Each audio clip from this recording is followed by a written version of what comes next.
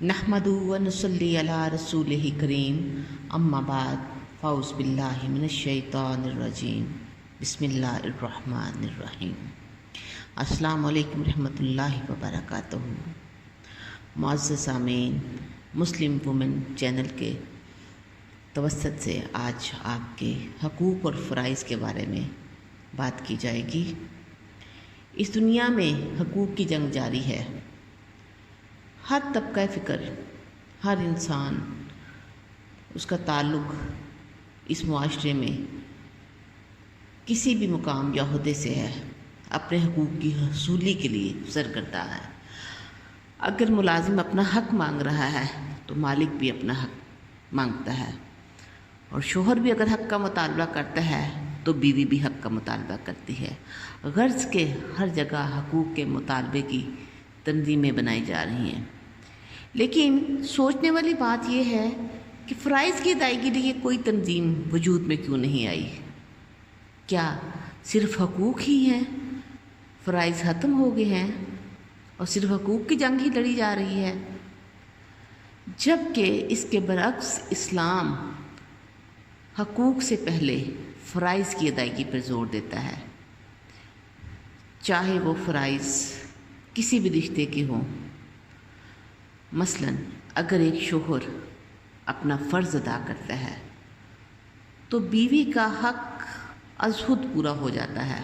بعین صورت اسی طرح اگر بیوی اپنا فرض ادا کرتی ہے تو شوہر کا حق پورا ہو جاتا ہے۔ اصل میں پہلا فرض ہے، پھر دوسرا حق ہے، اور شریعت کا مطالبہ بھی یہی ہے کہ فرائض ادا کرنے میں کوتاہی نہ برتی جائے۔ شوہر اور بیوی کے باہمی تعلقات میں بھی حقوق و فرائض کا توازن رکھنا از حد ضروری ہوتا ہے۔ اگر پلڑے میں توازن نہ رہے تو زندگی کا نظام درہم برہم ہو جاتا ہے۔ اسلامی نظام حیات میں اللہ تعالیٰ نے مرد کو عورت کی زندگی کا قوام مقرر فرمایا ہے، جیسے کہ قرآن مجید سورۃ النساء میں الرجال قوامون والی جو آیت مبارکہ ہے، جس کا ترجمہ کچھ یوں ہے کہ مرد عورتوں پر نگہبان اور ان کے منتظم ہیں۔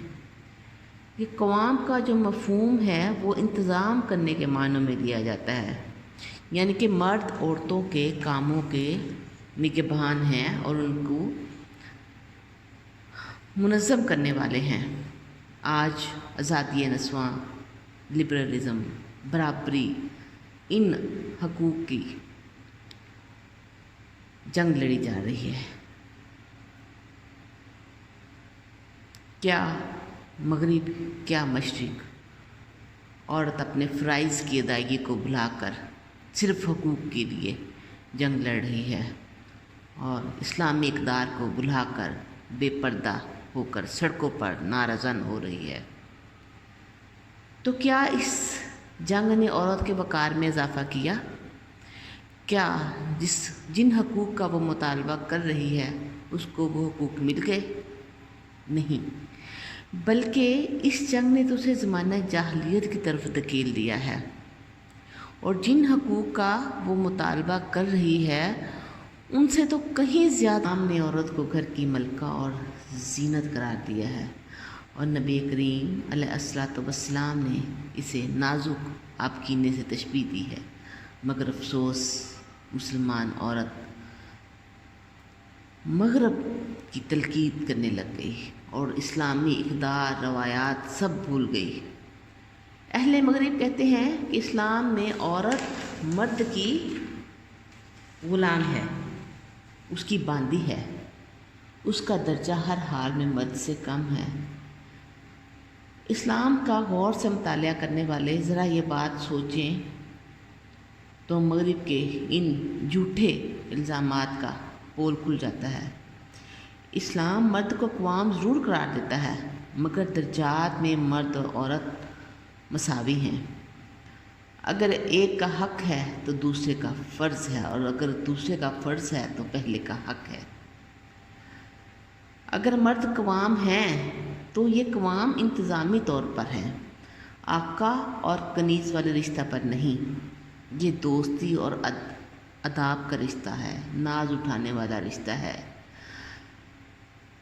حال کے کائنات اللہ رب العزت نے اس رشتے کو سب سے پہلے خود جوڑا، اور یہ دنیا آسمان پر بنایا جانے والا پہلا رشتہ ہے، جسے خود اللہ رب العزت نے حضرت آدم علیہ السلام اور اماں حوا علیہ السلام کو رشتہ ازواج میں منسلک کر کے اس رشتے کی ابتدا کی، اور ان کا سکون ایک دوسرے کے پاس رکھ دیا گیا، جیسا کہ سورۃ الروم کی آیت نمبر 21 میں بھی ہے۔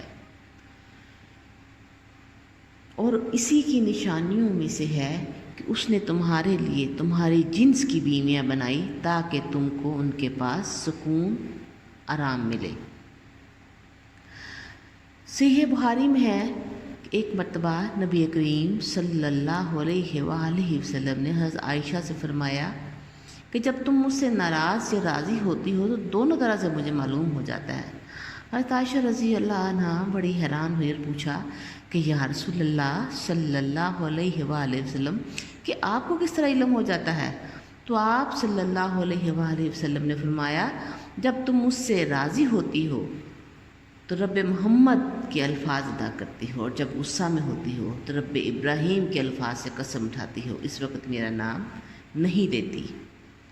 اب اس میں سوچنے والی بات یہ ہے کہ مرد تو قوام ہے، تو اس نے قوامیت کا روپ کیوں نہیں جھاڑا، بلکہ نبی کریم صلی اللہ علیہ وسلم نے قوامیت کے برخلاف خوش دلی سے یہ فرمایا کہ مجھے تمہاری ناراضگی کا علم ہو جاتا ہے۔ میاں بیوی میں حاکم اور محکومیت کا رشتہ بھی نہیں ہے، بلکہ دوستی، وفاداری، احترام، محبت اور اتحاد کا رشتہ ہے، اور ایسا احترام کہ ایک بیوی اپنے باپ کو شوہر کے بستر پر بیٹھنے سے منع کر دیتی ہے۔ ایک مرتبہ حضرت ابو سفیان رضی اللہ سفر شام سے آئے تو مسلمانوں نے ان کے قافلے کو گرفتار کر لیا۔ تب حضرت ابو سفیان اسلام نہیں لائے ہوئے تھے۔ حضرت ابو سفیان چھپ کر مدینہ منورہ میں داخل ہو گئے، اور یہ خیال تھا کہ میری بیٹی نبی کریم علیہ الصلوۃ والسلام کے گھر میں ہے تو میری جان بخشی ہو جائے گی۔ جس وقت حضرت ابو سفیان گھر میں داخل ہوئے تو اس وقت نبی کریم حضرت محمد مصطفیٰ احمد مجتبیٰ صلی اللہ علیہ وآلہ وسلم کا بستر گھر میں بچھا ہوا تھا۔ حضرت ابو سفیان اس ارادے سے آگے بڑھے کہ اس بستر پر بیٹھ جائیں، لیکن آپ کی بیٹی شہزادی ام المومنین حضرت ام حبیبہ رضی اللہ عنہا تیزی سے آگے بڑھی اور بستر مبارک کو سمیٹ دیا۔ آپ کے والد حضرت ابو سفیان بڑے حیران ہوئے اور انہوں نے شرمندگی بھی محسوس کی اور کہا کہ رملہ، کیا بستر میرے لائق نہیں یا میں اس بستر کے لائق نہیں؟ تو آپ کی دختر حضرت ام حبیبہ نے جواب دیا کہ یہ بستر محمد عربی رسول اللہ صلی اللہ علیہ وسلم کا بستر ہے، اور صرف انہی کے واسطے ہے، اور میں اپنی زندگی میں کسی مشرک کو اس پاک بستر پر بیٹھنے کی اجازت نہیں دے سکتی۔ کیسا احترام تھا کہ ایک باپ نے اپنے داماد کے بستر پہ بیٹھنا چاہا لیکن بیٹی نے بیٹھنے نہ دیا۔ کیسی محبت تھی، کیسی وفاداری تھی اس رشتے میں، اور یہ ہمارے لیے ایک سبق ہے۔ شوہر اور بیوی ایک دوسرے کی تسکین ہے۔ حقوق کی اس جنگ میں ہم فرائض کو بھولے بیٹھے ہیں۔ بہتر یہی ہے کہ دین کی اصل کو سمجھا جائے اور فرائض کی ادائیگی میں کوتاہی نہ کی جائے۔ فرائض کی ادائیگی ہی اصل میں حقوق کا حصول ہے۔ میاں بیوی ایک دوسرے کے حلیف ہیں، حریف نہیں، دونوں کو برابری کے حقوق حاصل ہیں۔